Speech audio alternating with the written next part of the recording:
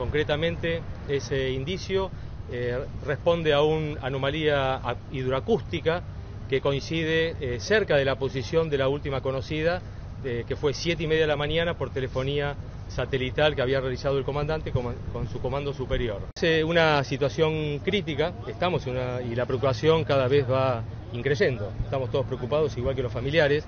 Hoy se estaría concretando el día 7º, que es un día estadístico en cuanto a la capacidad de oxígeno. Por nosotros pecadores, ahora y en la hora de nuestra muerte. Amén.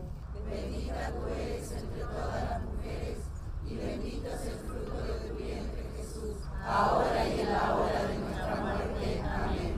Dios te salve María, llena eres de gracia. Yo confío que van a volver, yo y toda mi familia.